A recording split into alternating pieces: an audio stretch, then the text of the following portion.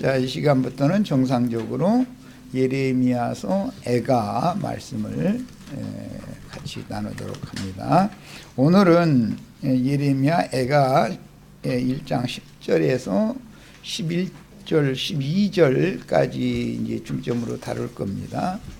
예레미야서 애가 본인의 성경책을 펴서 일단 그동안의 흐름을 다 이해를 같이 해야 하고 흐름을 놓치면 안 되니까 1장 1절에서 12절까지 같이 읽고 실제 다룰 말씀은 10절 이하에서부터 다룰 겁니다. 자, 읽습니다. 슬프다 이 성이여, 전에는 사람들이 많더니 이제는 어찌 그리 적막하게 앉았는고, 전에는 열국 중에 크던 자가 이제는 과부같이 되었고, 전에는 열방 중에 공주였던 자가 이제는 강제노동을 하는 자가 되었도다. 여기 자가 이렇게 했는데 전부 예루살렘 성은 여성형이다라는 걸 아셔야 돼요. 자, 그 다음에 밤에는 슬피우니 눈물이 뺨에 흐르며 사랑하던 자들 중에 그에게 위로하는 자가 없고, 여기 그에게는 뭐라고 해야 맞아요? 그녀에게라고 해야 맞는 거죠. 여성형이니까 한글 번역에는 이런 걸 구분을 잘 않기 때문에 말씀드려요. 그 다음에 친구들도 다 배반하여 원수들이 되었도다. 유다는 환난과 많은 고난 가운데 사로잡혀 갔도다. 그가 열국 가운데 거주하면서 쉴 곳을 얻지 못하며 그를 핍박하는 모든 자들이 궁지에서 그를 뒤따라 잡았도다. 이 말씀을 잘 새겨두셔야 되겠어요. 자, 시온의 도로들이 슬퍼하며 절기를 지키려 나가는 사람이 없음이로다.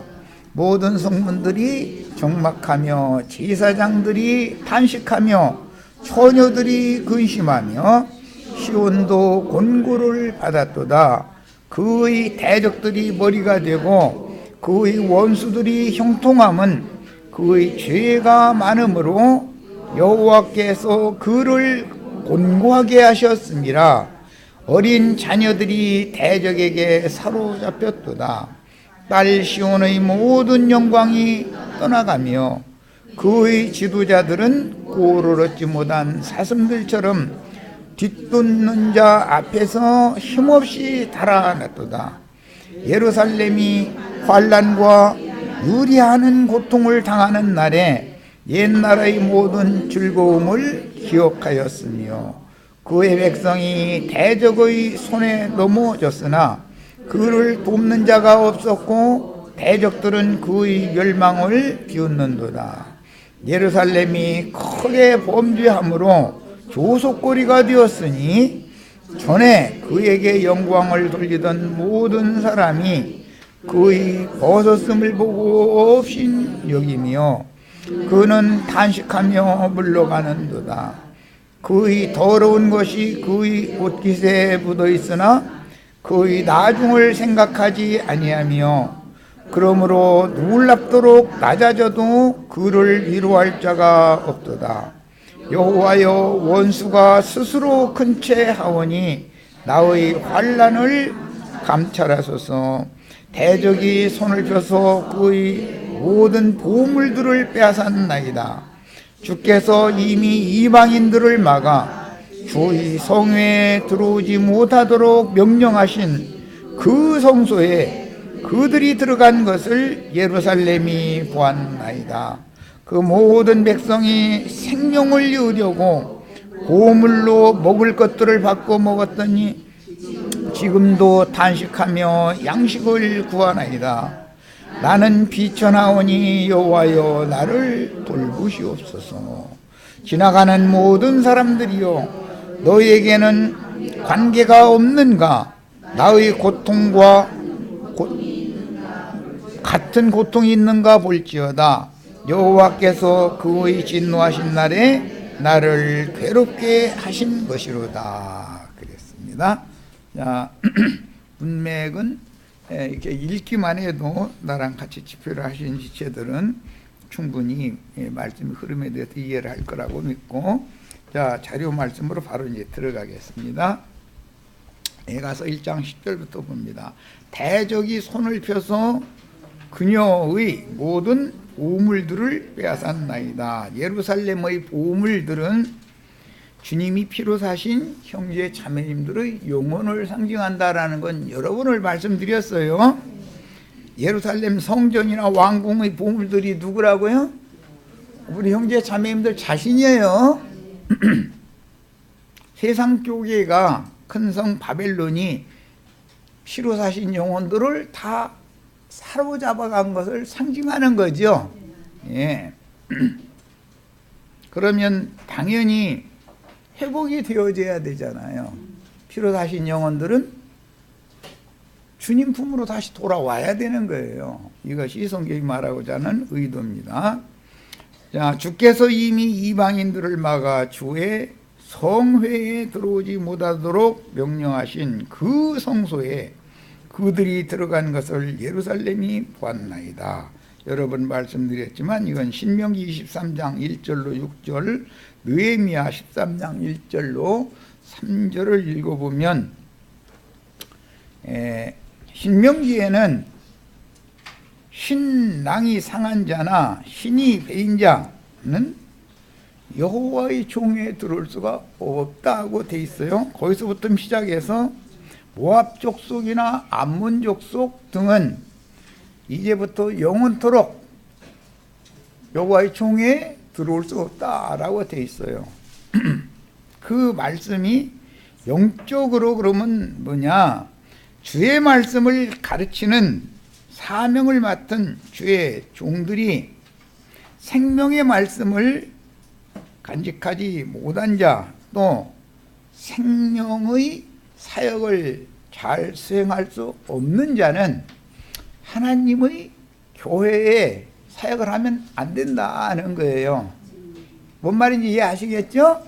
예, 뿐만 아니라 회개하여 돌이켜서 주님 앞에 값없는 은혜로 지난 죄과들을 간과하심을 받고 주님의 것으로 되돌아온 적이 없는, 즉 영이 구속받은 사실이 없는 사람들은 교회의 모임에 참여하면 안 된다 이거예요. 교회 모임을 세워도 안 되는 것이고, 이해하셨죠?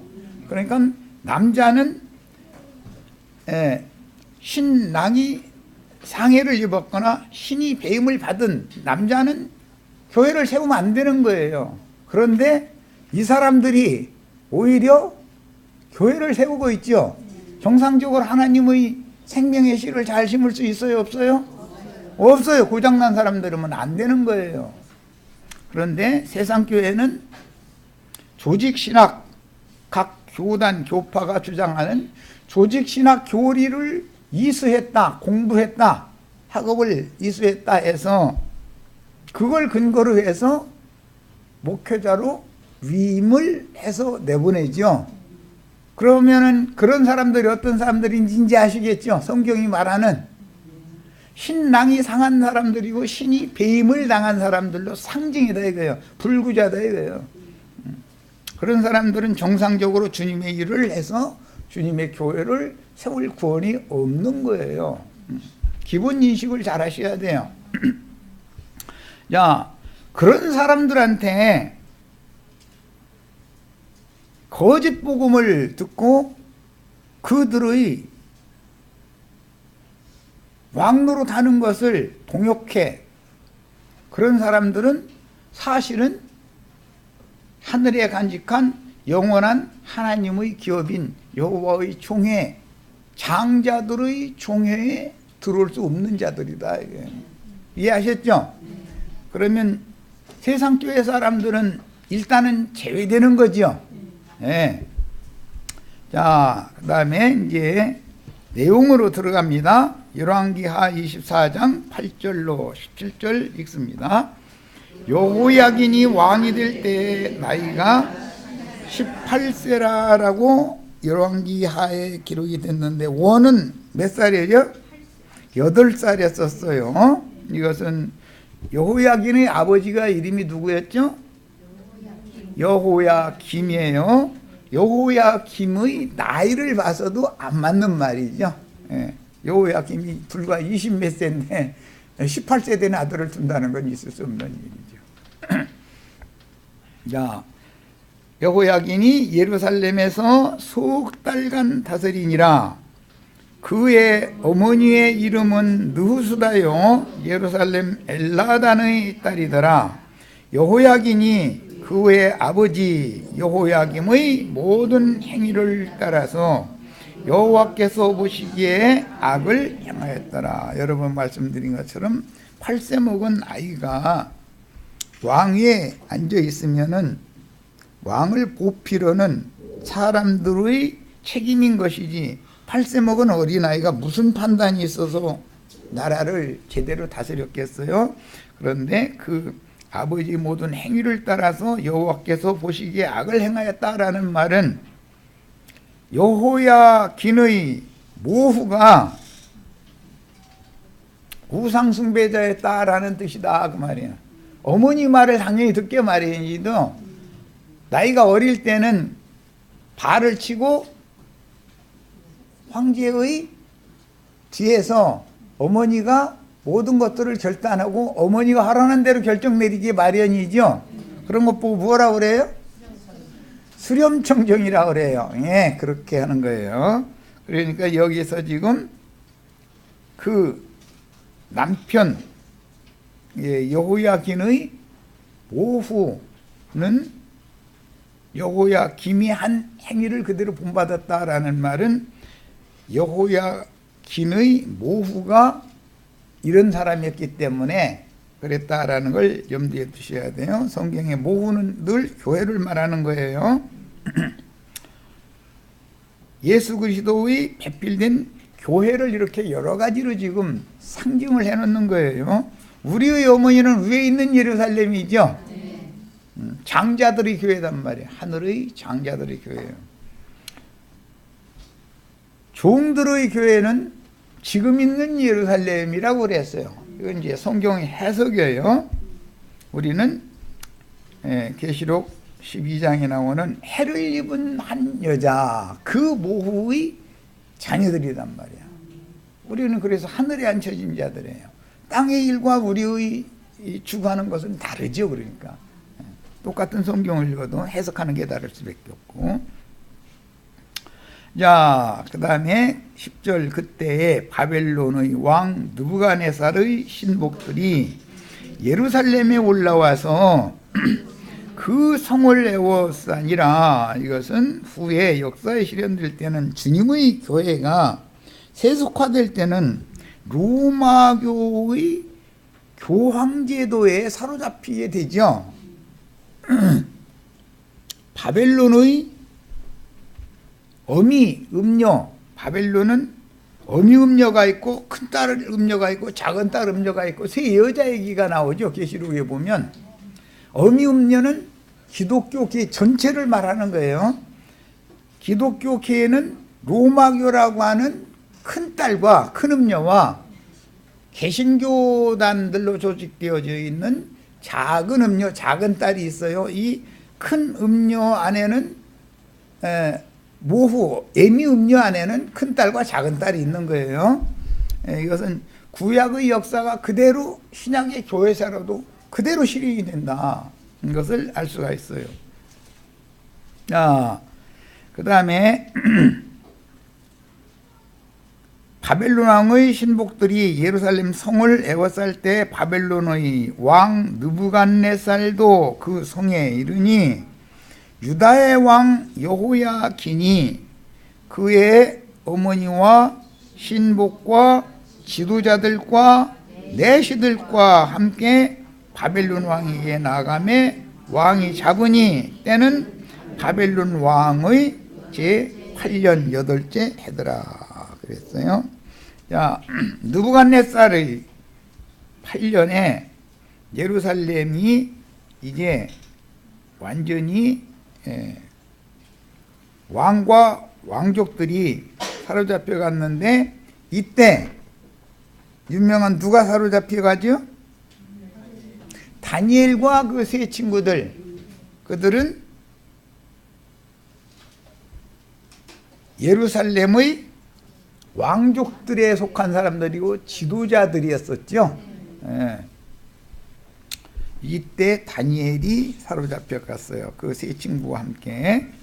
자, 이거 보고 1차 포로라고 이제 역사에서는 이렇게 말하는데, 이때 왕족이요 유다 지파의 방백들 중 하나였던 다니엘과 세 친구들이 함께 1차 포로로 바벨론에 사로잡혀 갔습니다. 자, 13절 갑니다. 그가 여호와의 성전의 모든 보물과 왕궁 보물을 집어내고 또 이스라엘의 왕 솔로몬이 만든 것 곧 여호와의 성전의 금그릇을 다 파괴하였으니라고 그랬는데, 이것은 성전의 지성소 내부는 전부 금으로 입혀놨기 때문에 금을 뜯어가느라고 그랬던 것이죠.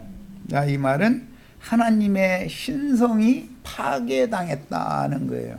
그것은 성령의 거룩하심이 파괴당했다, 그런 뜻이에요. 성전은 형제 자매님들을 의미하는 것이, 형제 자매님들의 신앙 양심이 다 파괴당했다, 그런 뜻이에요. 구속하신 신앙 양심이 파괴당하면 그 사람은 죽은 거예요. 영이 파괴당하면 그 사람은 죽은 거예요. 이렇게 보는 거예요. 성경에서 예루살렘 성에 구멍이 나가지고 성 안으로 적군이 밀려 들어오는 것은 사람의 마음의 생각이 견고하게 지킴을 받지 못하고 악한 귀신들에 의해서 점령당하는 것을 비유하는 거예요. 얼마든지 이럴 수 있죠. 안 믿는 사람들이 그럴 수 있는 거예요? 믿는 사람도 그럴 수 있는 거예요?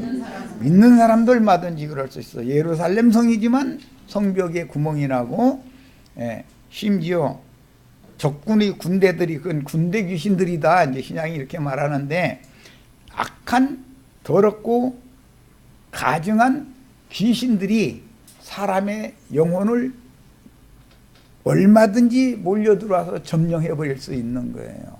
그렇게 되면 생각이 부패해지게 마련이고, 그러면 하나님이 그를 버릴 수밖에 없는 것이죠. 회복시킬 수가 없는 것이기 때문에. 그래서 이제 무슨 군대 귀신 얘기가 나오고 무저갱에 열려서 황충 떼들이 올라오고 이런 얘기가 나오면 이게 전부 악마가 부리는 악한 더러운 귀신들이 믿는 이들의 영혼을 손상시키는 것을, 더럽혀 놓는 것을 상징한다라는 것을 깨닫가면서 읽어야 된단 말이에요. 성경을 읽는 기본이에요, 이거는. 그런데 이런 걸 가르치면 이단이라고 그러죠. 나도 화장실처럼 가르치면 그 사람 이단이더만. 그런데 이제 이단인지 오단인지는 이제 봐야, 그들 말대로 봐야 알아요. 성경은 모두 영혼들의 구속사를 말하는 것이지 세상사의 인간 말을 하는 것이 아니에요. 그러면 성경 보고 하나님 말씀이라고 하지를 말해야죠. 세상 말이다 이래야죠. 입으로는 하나님의 말씀이라 해놓고 하나님의 뜻을 이해를 하려고는 않고, 하나님의 뜻을 전하면 예수의 피로 사신받은 영혼들이 어떻게 온전히 지킴을 받고 건전한 정신으로 주님의 나라를 유업으로 받을 것인가 라는 걸 가르치면 이단이라고 그러면은 성경을 하나님 말씀이라고 믿지 않는다는 뜻이죠. 자, 파괴하였으니 목과 같이 되었더라. 중요한 말이죠. 여호와의 말씀과 같이 되었더라. 예레미야 20장 5절에 보면 이 말씀이 이미 이건 율법에 나온 여러 번 반복해서 나온 말인데, 이런 일이 있을 때는 내가 그래도 듣지 않으면 이렇게 징치할 거고, 그래도 듣지 않으면 이렇게 할 것이고, 결국은 영, 혼, 몸 전체를 귀신들에게 넘겨줘 버린다. 마귀에게 넘겨줘 버린다. 이게 하나님의 징벌이다 이거예요. 내 신앙 양심과 나의 정신세계가 하나님 앞에서 지킴을 받는 것이 내 인생의 목적이 되어야 된다는 거예요. 이것을 이해를 하지 못하고 성경을 읽으면 그 사람 구원받았다는 건 다 거짓말이죠. 자, 14절입니다. 그가 또 예루살렘의 모든 백성과 모든 지도자와 모든 용사 10,000명과 모든 장인과, 여기 장인이라는 건 기술자라는 말이에요. 대장장이를 사로잡아가며, 이 대장장이는 소를 다스리는 기술이 있는 사람을 말하는 거죠. 원래 이 대장장이는 하는 일이, 원래는 땅에 농사하는 농기구 제작을 해야 정상적이죠. 그런데 전쟁 무기로 소를 다스리는 기술을, 전쟁 무기를 만드는 데 사용을 하려고 지금 데려가는 거잖아요. 악한 일에 쓰임 받을 수 있죠. 하나님이 주신 좋은 은사도 얼마든지 악한 일에 쓰임 받을 수 있는 거예요. 이것은 기독교계에서 사람의 교리를 만들어서 영혼을 살상하고 죽이는 무기로 하나님의 말씀을 오남용하는 자로 얼마든지 악한 자에게 쓰임받을 수 있는 거다. 좋은 은사인데 말씀을 잘 수용하고 받아서 깨달아가지고 사람들을 가르치고 옳은 대로 돌아오게 하고 하는 그런 기술을 받는다는 게 얼마나 큰 은사예요. 그런데 이것을 악한 일에 쓰임받을 수 얼마든지 있는 거다. 자, 외에는 그 땅에, 누구 외에는 비천한 자라고 그랬는데, 이건 원은 빈천한 자라는 말이에요. 외에는 그 땅에 남은 자가 없었더라. 여기 이 빈천한 자가 요한 마태복음 5장에 나오는 심령이 가난한 자들이에요. 지킴을 받고 보존되어지고 그 땅에, 약속의 땅이잖아요. 거기에 남은 자가 돼야죠. 그러려면 누구만 남는다? 빈천한 자만 남는다. 사람의 마음이 영이 교만해지고 마음이 높아져 있는 사람들은 포로로 끌려갈 수밖에 없는 거고, 심령이 가난하고 주님의 은혜를 늘 구하는 사람은 보존된다, 지킨다, 하나님이 지켜주신다, 그 말이에요. 자, 그가 여호야긴을 바벨론으로 사로잡아가고 왕의 어머니와 왕의 아내들과 내시들과 나라에 권세 있는 자도 예루살렘에서 바벨론으로 사로잡아가고, 나라에 권세 있는 자들, 이것은 유다의 방백들이다 라고 이사야서에서 1장에서는 표기를 그렇게 했어요. 같은 용어예요. 16절, 또 용사 7,000명과 장인과 대장장이 1,000명, 곧 용감하여 싸움을 할 만한 모든 자들을, 그러니까 용사 7,000, 대장장이라는 것은 전부 영적 전쟁을 할 수 있는 은사를 가진 사람들이다라는 걸 알 수 있는 거죠. 말씀을 잘 전하는 은사를 받은 사람들이에요. 그런데 이 사람들이 하나님의 말씀을 오남용하면 영혼들을 살상하는 용도로 마귀의 사자로, 사탄의 사자로 변질되어져서 쓰임받을 수 있다. 예, 그런 거예요. 바벨론 왕이 바벨론으로 사로잡아가고, 바벨론 왕이 또 여호야긴의 숙부 마따디아를 대신하여 왕으로 삼고 그의 이름을 고쳐서 시드기야라 하였더라.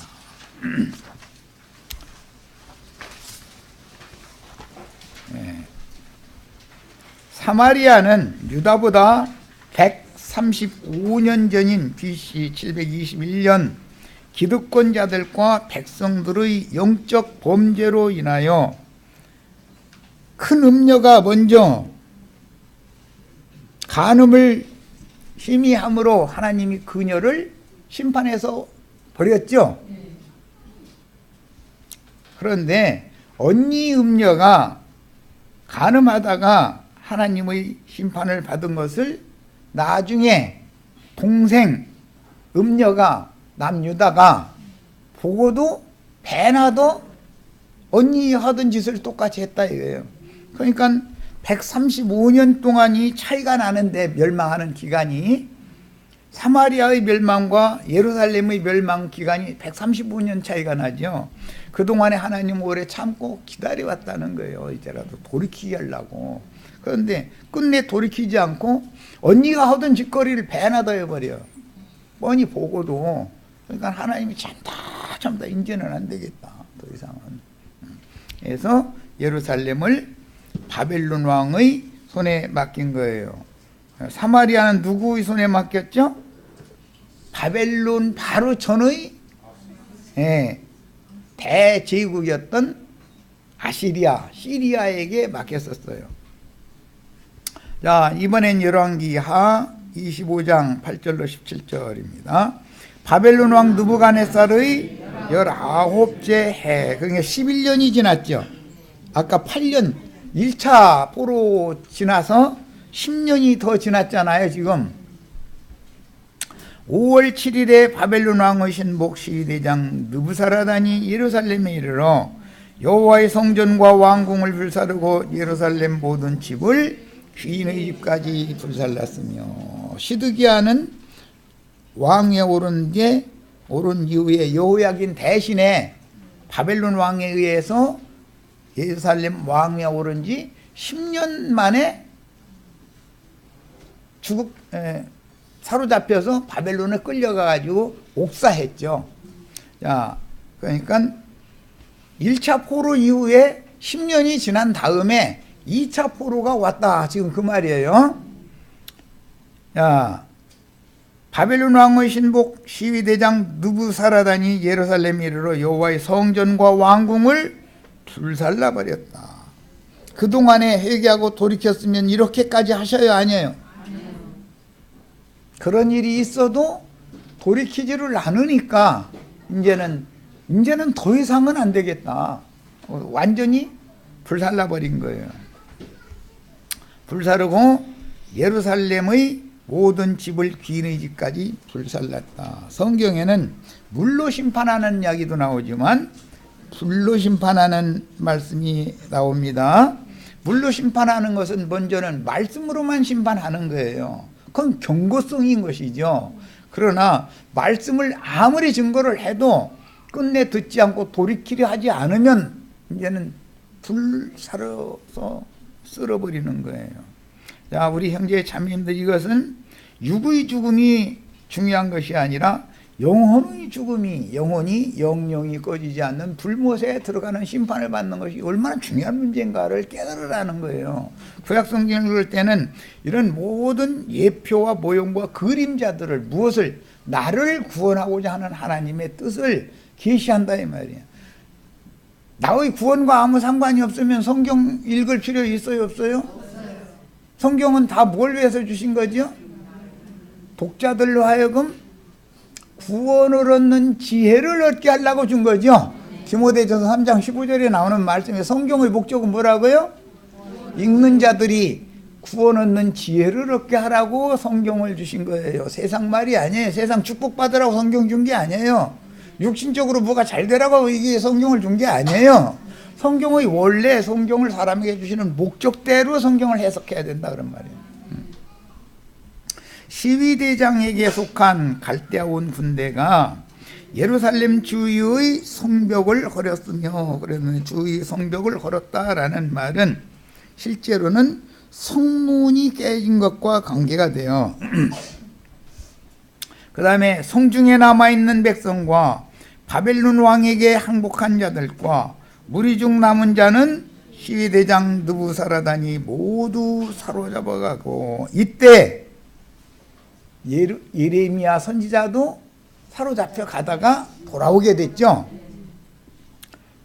시위대장이 그 땅의 비천한 자를 남겨뒀다 그랬는데 여기 역시 빈천한 자를 남겨둔 거예요.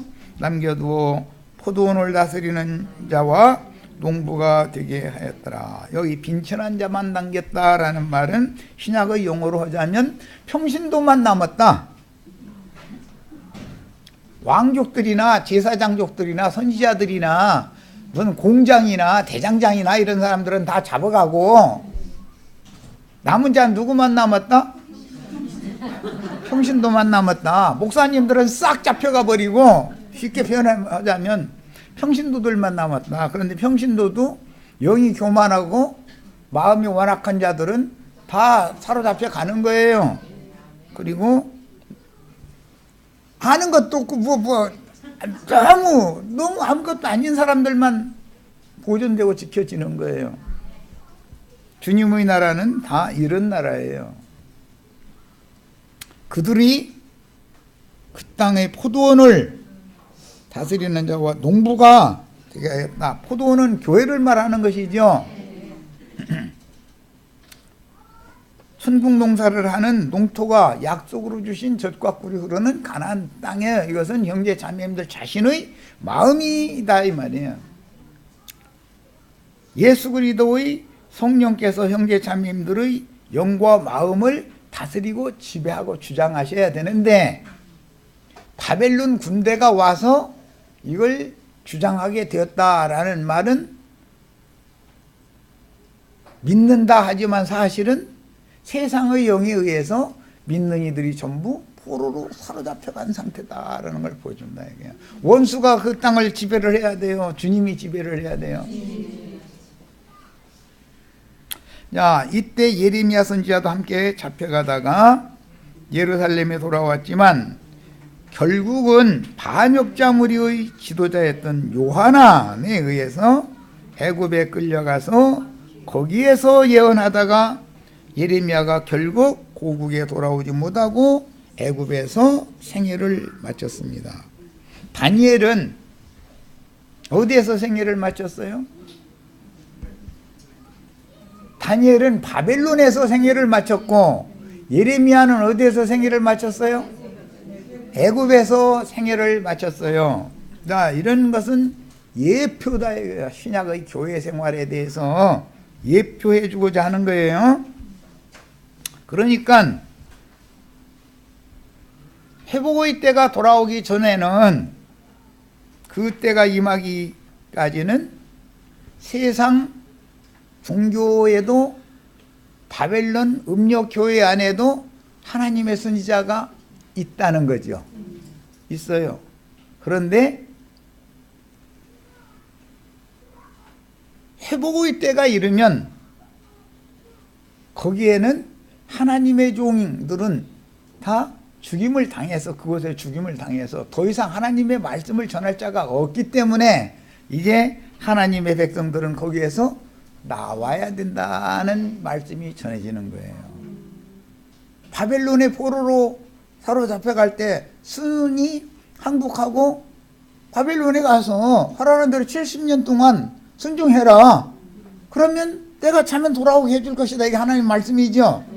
자, 그런데 때가 찼다는 뜻은 거기에 바벨론에 있는 선지자들이 더 이상 없다. 말씀을 대언해 줄 자가 없다는 뜻이에요. 그러면 그때 일어나는 무리는 회복의 무리다 이거예요. 우리가 바벨론에서 시리아에서 종살이를 어느 때까지 할 거냐. 이제 다 일어나서 하나님이 우리 조상 대대로 주신 예루살렘과 본토로 돌아가서 회복해야 된다. 모든 걸 다. 신앙을. 모든 걸 하는 건 뭐 신앙을 회복하는 거예요. 이것을 외치는 증인들을 마지막 나팔 부는 사람들, 7째 나팔 부는 사람들, 추수꾼들 이렇게 표현을 하는 거예요. 이해가 있으셔야 되겠어요. 자, 이와 같이 세상 교계도 가라지 무리들이 판을 치는 큰 음녀와 7 짐승들의 세상인 바벨론에도 그 시대에는 충성된 종들이 섞여 있게 돼 있다.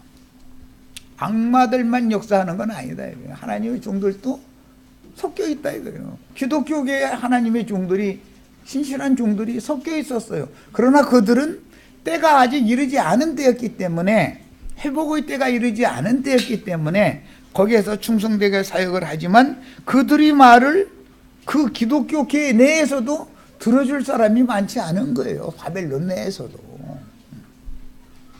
그런데 이제 때가 됐고 우리는 다 하나님이 우리에게 주신 기업이 있는 약속의 땅으로 돌아가야 된다. 위에 있는 예루살렘, 새 예루살렘으로 돌아가야 된다라고 말을 하면 알아들을 사람이 몇이나 나오느냐 이 말이에요. 어렵죠? 그러나 이 시대는 모두 예루살렘과 본토로 돌아와서 하나님의 성전과 거룩한 성을 수축하는 자들의 이름이 어린 양의 생명책에 회복되는 때이므로 끌려가면 이름이 지워지죠. 하나님의 생명책에서 적국에 끌려가면 생명책에서 흐려졌다가 돌아오면 회복시켜준다고요. 성전을 건축하는 일에 쓰임을 받은 하나님의 종은 돌아온 무리를 인도한 무리는 에스라였죠. 그러나 성을 수축하는 하나님의 종은 느헤미야 총독이었어요. 에스라서에도 느헤미야서에도 여호와의 책에 이름이 기록되는 말씀이 계속 나오죠. 에스라 선지자는 시대적으로 보면 한 20여 년을 앞에 나온 사람이에요. 느헤미야 선지자는 에스라 선지자보다 한참 뒤에 나왔어요. 그랬는데 그 두 선지자들의 구약의 회복의 무리의 기록인 에스라서나 느헤미야서에 보면 각 지파별로 사람의 이름들이 쭉 농명이 되는 이야기죠. 바벨론에 끌려갈 때 어린 양의 생명책에서 흐려졌다가 지금 다시 기록이 다시 되는 얘기다 이거예요. 우리 형제 자매님들의 신비에 오늘 이런 말씀을 통해서 예수 그리스도의 새 이름이 하늘의 하나님께로부터 내려오는 거룩한 성 예루살렘의 이름이 하나님의 이름이 새롭게 회복되고 농명되는 축복이 다 임하시기를 바라요. 내가 지금 뭔 얘기를 하는지 알아들으셔야 되겠어요. 기독교 생활을 할 때 하나님이 내 이름을 흐려버렸어요. 거듭난 사람인데 그런단 말이에요. 거듭난 사람인데 이제 이 말이 이해가 되어진 사람은 어린 양의 생명책에 그 이름이 회복되는 거예요. 이것이 다시 살아나는 거예요. 부활이라는 건 이런 것을 말하는 거예요. 돌아올 때에도 에스라와 함께 돌아오는 무리가 있고 느헤미야와 함께 마지막으로 돌아온 무리가 있어서 에스라의 무리는 성전을 재건하였으며 느헤미야 무리는 성을 수축하고 문짝들을 새로 달았다. 이것은 신약의 용어로는 너희가 생각을 새롭게 하여 혼의 구원을 이루어라 이렇게 돼 있죠. 우리 번역에는 마음을 새롭게 해라 이랬는데 원은 생각을 새롭게 해라. 문짝을 새 문짝을 달아야 된다. 새 문짝을. 이제 곧 성에 들어갈 자들이 수가 차면 성문은 닫게 되고 필라델피아 교회의 사자에게는 항상 열린 문을 주신다 그랬죠. 그러나 계속 열어두는 거예요. 닫힐 때가 와요. 닫힐 때가 와요. 성문이 완전히 회복이 되면 예루살렘 성 안에 들어갈 10분의 1과 나머지 9분 돌아온 무리를 또 나누는 거예요. 이제 돌아온 무리를 나머지 9분을 또 나눠서 예루살렘 성을 유업으로 받을 10분의 1이 수가 차면 성문은 닫히는 거예요. 그러면 열처녀의 비유의 말씀대로 신부성에 들어갈 자들의 수가 채워지면 혼인집문은 닫히는 때가 오는 것이다. 문은 닫힌다. 지금 문이 닫히고 있는 중인 것 같아요. 자꾸 열리는 것 같아요. 다 보이죠? 하나님의 은혜가 세상에 임할 방법이 없죠. 전도하려고 하면 사람들이 마음을 열어줘요? 안 열어줘요? 문이 닫히고 있는 게 보이죠? 말할 필요도 없지만 이제는 얼마나 타락했는지 인제서 15살 먹은 것들도 엄마 아빠 다 필요 없다 해가면서 길거리 나와가지고 뭔 짓에서 사는지 날마다 신문 나오죠. 나라에서 법으로 막으면 돼요? 안 돼요? 그게 잡혀요? 안 잡혀요? 법으로 막으면 음성적으로 더 이상한 짓들을 더 하는 거예요. 안 되는 거예요. 군사력으로 경찰력으로 안 되는 거예요. 어둠의 영이 악기의 영이 온 세상을 스멀스멀 점령해 나가고 있기 때문에 여기에서 우리는 오전을 받아야 돼요. 이게 뭔 말인지 다 이해를 하셔야 돼요.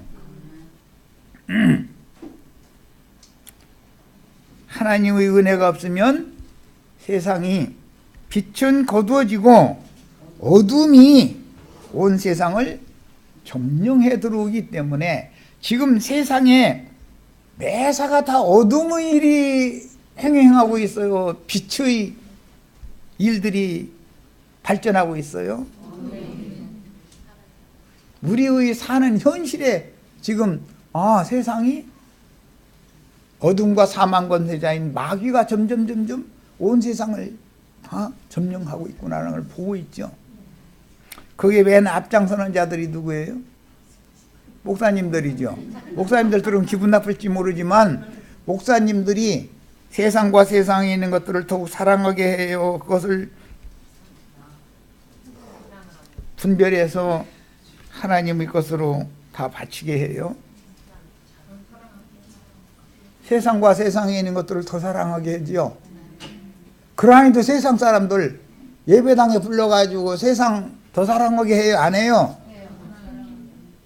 그러니까 이 세상을 멸망으로 이끌어가는 일에 앞장서는 사람들이 누구들이에요? 이런 걸 알아야 된다 이거예요. 이런 얘기하면은 이를 갈고 돌 들고 달려들 것은 다 알지만 나는 진리를 증거하는 종이기 때문에 있는 대로 직설적인 표현을 안 할 수가 없어요. 이렇게 얘기를 하면 알아들어야 되는 거예요. 야, 처음에는 금그릇 가져가더니 나중에는 성소에 있는 은김을 다 가져가더니 맨 나중에는 뭐까지 가져가 버려요? 마당에 있는 놋기물까지 다 가져가 버려요. 무슨 뜻이에요? 거듭난 영을 타락시켜 놓더니 그 정신, 혼을, 그리스도의 은혜로 구속받은 혼을 타락시켜 놓더니 육신의 몸으로 하는 짓까지 다 하나님의 심판거리만 쌓게 만든다는 거예요. 그래서 3차에 걸쳐 포로로 사로잡아갈 때 보물들을 걷어가는데 단계적으로 하는 거예요. 단계적으로. 그래서 회복도 단계적으로 회복이 되는 거예요. 단계적으로. 영이 먼저 회복돼야 되고 그 다음에는 그 인간의 정신 세계가 회복이 돼야 되고 그 다음에 위로부터는 저수로 덧입은 영의 몸을 덧입고 이 육의 장막을 깨고 완전한 세계로 주와 함께 영광 중에 나타나야 주님이 구속해 놓은 완전한 새 세계의 후사들이 되는 것이 성경 이야기예요. 오늘 우리 형제 자매님들의 귀에 이런 말씀이 정말로 큰 나팔 소리로 들리는 축복이 다 있기를 바랍니다. 정말 무슨 소리를 하는지 도무지 못 알아듣겠다 그러시면 기도가 필요해요. 정말로 기도하셔야 돼요. 지금은 기도할 때예요. 자, 15절로 갑니다. 12대장이 또 부름기는 그릇들과 주발들 곧 금으로 만든 것이나 은으로 만든 것이나 모두 가져갔으며 솔로몬이 여호와의 성전을 위하여 만든 두 기둥과 한 바다와 받침들을 가져갔는데 이 모든 기구의 논무게를 헤아릴 수 없었으니 금을 다 뜯어가더니 은기명 가져가더니 이제는 마당에 있는 놋그릇 놋까지 싹 가져가 버렸다는 거예요. 사람은 영과 혼과 몸으로 창조됐기 때문에 지성소에는 금으로만 기물을 비치할 수 있고 성소에는 전부 은 받침 위에 다 은으로 만든 것으로만 성소에 비치하게 되죠. 마당에는 전부 놋그릇만 비치하게 돼요. 혈육의 몸이라고 하는 것은 놋이라는 것은 심판을 상징하는 거예요. 은이라고 하는 것은 그리스도의 은혜를 상징하는 거예요. 지성소의 금이라고 하는 것은 하나님의 신성을 상징하는 거예요. 이런 것이 잘 보존되셔야 되겠어요. 놋의 특징은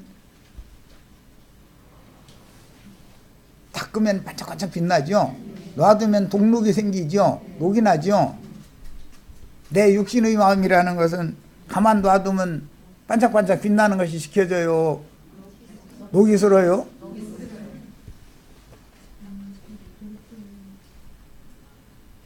보고 동록이 쓰는 것을 보고 레위기 14장에는 문둥병이 발했다 그랬어요. 푸른 곰팡이가 생기나 이거야. 문둥병에서 다 오는 고침을 받으시길 바래요. 문둥병은 하늘 높은 줄 모르고 교만방자한 사람이 된 것을 상징하는 거예요. 오늘 다 축복을 받으시길 바라요. 그 한 기둥은 높이가 18규빗이요 그 꼭대기에 놋머리가 있어 높이가 3규빗이요 그 머리에 둘린 그물과 석류가 다 놋이더라. 다른 기둥의 장식과 그물도 이와 같았더라. 성경에 그물이라고 하는 것은 복음을 상징하는 것이고 기둥이라고 하는 것은 성막이나 성전의 기둥이라고 하는 것은 인도자들, 장로들을 상징하는 거예요. 교회의 기둥이다 그러면 장로들을 상징하는 거예요. 석류는 생명의 풍성을 상징하는 것이고 그 다음에 이 그물에는 석류 하나 바가지, 박을 만들어서 또 매달죠. 이렇게 쭉 둘러서. 그 바가지는 왜 만들어 붙여놔요? 물두멍에서 물을 떠서 수족을 씻어야 되니까 바가지가 필요해요. 오늘 우리 형제 자매님들의 영혼이 다 물바가지들이죠. 교회의 모임에 와서 물두멍에 와서 오늘 다 물 떠가지고 자신의 수족을 다 씻어야 돼요. 얼굴도 씻어야 되고 다 그렇게 하시길 바래요. 오늘 다 우리 물길로 왔죠. 자, 바벨론은 3차에 걸쳐서 예루살렘을 침공했으며 2차와 3차 침공 시에는 성전과 왕궁 보물들을 강탈해 갔으며 특히 2차 침공 때는 성전 내부에 들어가서 금은 기명들을 탈취하되 성전에 보관하였다가 절기 제사 때마다 사용하던 제기라는 건 제사 드리는 그릇들을 말하는 거예요. 제기가 뭘 말하는 거예요 그럼? 나지요 나. 나는 하나님이 받으시는 제물을 담는 그릇들이에요. 거룩한 그릇들이 다 되셔서 하나님이 받으시는 유일한 제물인 그리스도를 가득 담아서 하나님 앞에 나가서 하나님 앞에 연락되시는 축복이 다 임하기를 바라요. 자, 이 말도 이해가 안 되시면 기도해 보셔야 돼. 이건 기도하라고 할 수밖에 없어요. 난 더 이상은 말하기 어려워요. 제기들을 탈취하여 바벨론의 신당에 가져가서 보관하였다가 바벨론도의 신당에 보관했다가 바벨론의 절기잔치 때 그 예루살렘에서 가져온 제기 그릇에다가 술잔을 삼아서 먹고 마시죠. 오늘날 지금 오늘 또 마찬가지로 예배당 성당에서 귀한 피로 사신 영혼들을 다 사로잡아다가 거기서 저희끼리 뚱땅거리고 먹고 마시고 지금 이러고 앉았죠. 거기에 지금 주님이 주시는 참 포도주 섞인 것이 없는 맑은 포도주를 나눠 먹겠어요? 그들이 모여서 잔치하면은 혼합된 포도주 먹고 취해가지고 해롱거리겠어요? 오늘 지금 예배당에 모여서 다 혼합된 포도주 음료가 금잔을 가지고 있는데 그 금잔 속에는 가증한 것, 온갖 혼합된 것, 더러운 것들이 가득하다 그랬어요. 음료가 따라주는 잔을 마셔야 되겠어요. 주님이 제자들에게 비밀스럽게 모여놓고 주님이 축사한 그 포도주 잔을 따라주면 그 잔을 받아서 마셔야 되겠어요. 이것도 기도해 보시어요. 내가 지금까지 무슨 잔을 어디에 가서 어떤 짓을 하고 있었는지를 잘 생각해 보시기를 바라요. 하나님의 영광을 위하여 창조하시고 피로 사신 귀한 천하보다도 귀한 그릇들을 가지고 원수들이 자신들의 잔치에서 술잔으로 삼음으로 여호와의 영광을 이렇게 욕보였다 이거예요. 나라고 하는 그릇은 어떻게 쓰이느냐에 따라서 하나님의 영광이 될 수도 있고 하나님의 영광을 수욕 줄 수도 있죠. 조심하셔야 되겠죠. 자, 나라가 멸망하면 적군은 정복한 나라의 모든 영광을 상징하는 보물들을 도적질하게 마련이고, 특히 모후와 왕후 그리고 시녀들을 끌어가서 중으로 삼았으니 이런 모든 사건을 눈으로 직접 목도한 선지자는 나라를 잃은 원통함뿐만 아니라 이스라엘 나라는 주님의 교회를 상징하는 거죠. 너희를 피로 사서 나라와 제사장으로 삼으셨다 그랬어요. 주님의 나라는 교회를 말하는 거예요. 기독교를 말하는 게 아니에요.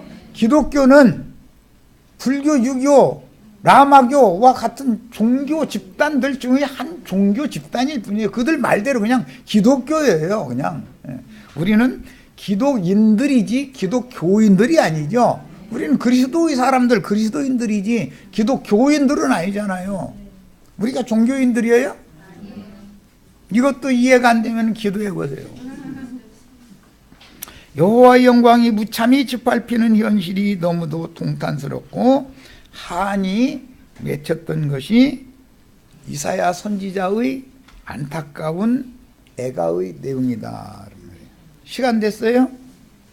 네. 자, 첫 시간 여기까지 해서 마치겠습니다. 예.